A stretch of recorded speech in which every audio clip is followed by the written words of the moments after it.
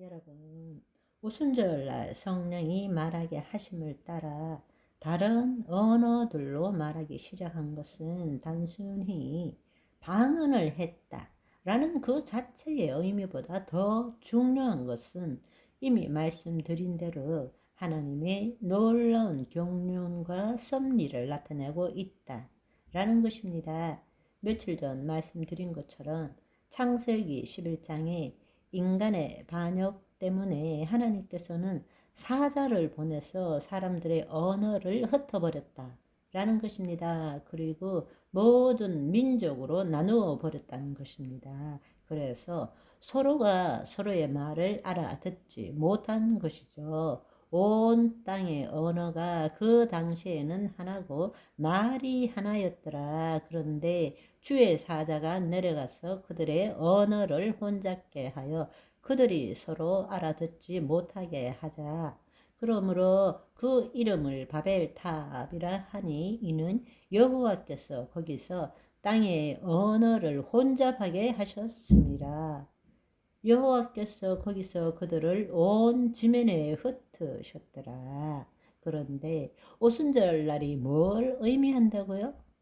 온 지면에 있던 자들이 모이게 했다 라는 것입니다. 예루살렘으로. 그리고 방언을 말하게 했다 라는 것입니다. 이 두 가지 사건은 창세기 11장과 오순절의 사건은 서로 다른 언어를 사용했다는 것은 같지만 차이점이 있습니다. 바벨탑 사건 때 사용한 언어는 서로 못 알아듣게 한 것이고, 오순절 날에는 모든 자들이 서로 알아듣기 위하여 말하게 된 것입니다. 아멘. 바벨탑 때 무너진 인간의 언어가 오순절에 회복되었음을 의미하는 것입니다. 이것은 유대인뿐만 아니라 세상의 모든 민족 누구든지 예수 그리스도를 믿는 자들이 이제 하나님의 친 백성이 되는 새로운 시대가 열렸다라는 것입니다. 우리가 오순절 날의 이 사건을 다시 한번 생각해 볼 필요가 있는데요. 성령 강림은 그렇다면 꼭 이렇게 급하고 강한 바람 소리를 동반해야 되고, 불의 혀같이 갈라지는 것이 보일 뿐만 아니라 각기 다른 방언으로 해야 하느냐에 대한 문제입니다. 경우에 따라서는 이런 현상을 보이지 않는 성령 충만은 가짜다, 그렇게 주장하는 사람도 있죠. 또 성령 충만함을 받은 사람은 반드시 방언을 해야 된다. 그것도 각 나라 방언을 다른 나라 언어로 말해야 그게 진짜 방언이다, 그렇게 주장을 하고 있는 것입니다. 그런데 대부분 그렇게 주장하는 사람들은 성령 체험을 못한 사람들이에요. 신학자든 목회자든 성령 체험을 못한 자들이 그런 주장을 합니다. 그런데 사도행전에서 성령에 관련된 언급된 장은 4장, 8장, 10장, 19장이 있는데, 예를 들어서 사마리아에서 임한 성령에 대한 내용을 보게 되면 그 현상에 대한 내용이 전혀 없고 다만 성령을 받았다라고만 말합니다. 앞서 말씀드린 10장의 고넬료 가정에서 임한 성령에 대해서는 그 방언을 말했다, 그들이 성령 충만을 받고 방언을 말하고 하나님을 높였다라는 그런 언급이 있습니다. 그렇지만 우리가 지금 보았던 오순절 날과 같은 성령의 현상들은 일어나지 않았다라는 것입니다.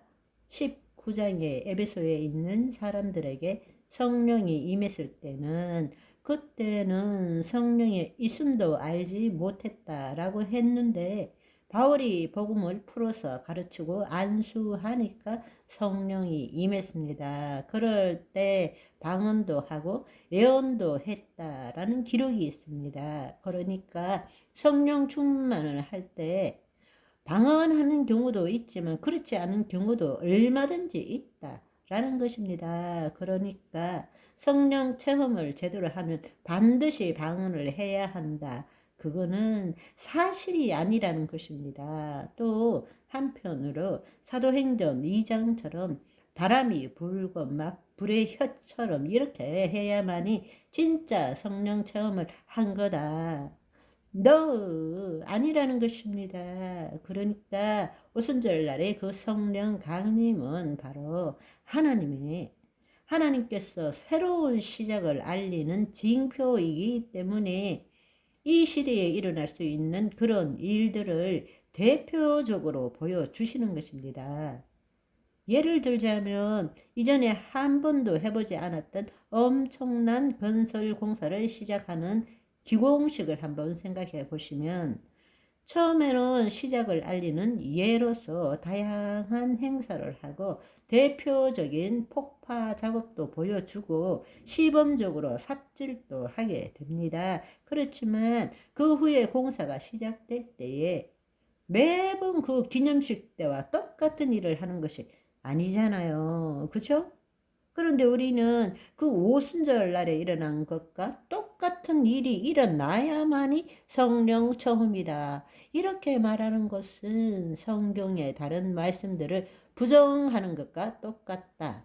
라는 이야기입니다. 그것은 있을 수 없는 일입니다. 그리고 베드로가 성령 충만을 받고 난 다음에 말할 때 너희가 회개하여 예수 그리스도의 이름으로 세례를 받고 죄사함을 받으면 성령을 선물로 받는다라고 말했을 때에 성령의 내주를 말하는 것이지 성령 충만을 받는다고 이렇게 표현되어 있지 않습니다. 그런데 여기에 3,000명이 세례를 받았는데 만약에 성령 체험을 하게 되었다면 기록 안 할 리가 없죠. 놀랍고 엄청난 일이 벌어진 것인데 120명 성도들에게 일어난 일들도 이렇게 구체적으로 이야기하는데 3,000명이 만약에 때로 성령 충만을 받았다라면 완전히 난리 부르스가 일어났을 것 같아요. 그죠?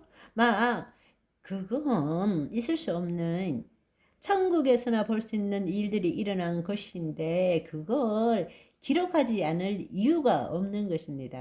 아멘. 오늘은 여기까지. 바이바이.